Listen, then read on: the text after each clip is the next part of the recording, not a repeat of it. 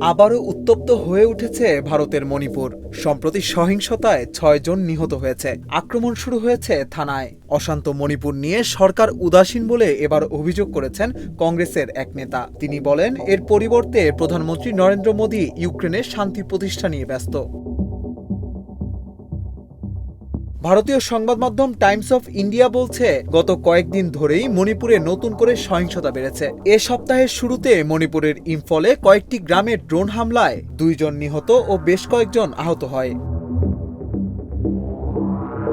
মণিপুরের মুখ্যমন্ত্রী এন বীরেন সিং এসব সহিংসতার নিন্দা করেছেন। তিনি বলেন, এসব সন্ত্রাসীদের কাজ। মণিপুর রাজ্য সরকার সন্ত্রাসবাদী হামলার বিরুদ্ধে লড়াই করার জন্য প্রয়োজনীয় ব্যবস্থা নেবে। এদিকে সহিংসতা বেড়ে যাওয়ায় মণিপুরের সব শিক্ষা প্রতিষ্ঠান বন্ধের নির্দেশ দিয়েছে রাজ্যের শিক্ষা বিভাগ। এছাড়া নাগরিক সমাজ সংস্থা coordination committee on Manipur integrity ও জনগণের সম্মতির আলোকে অনির্দিষ্টকালের জন্য জরুরি ব্যবস্থা ঘোষণা করেছে। এ নিয়ে এবার কংগ্রেস এমপি এন গোমচা বিমল একুজাইন বলেন, মোদি ইউক্রেন যেতে পারেন, মণিপুর আসতে পারেন না। এ সময় তিনি দাবি করেন, সহিংসতায় এ পর্যন্ত ২২৫ জন নিহত হয়েছে, বাস্তুচ্যুত হয়েছে ৬০,০০০ মানুষ।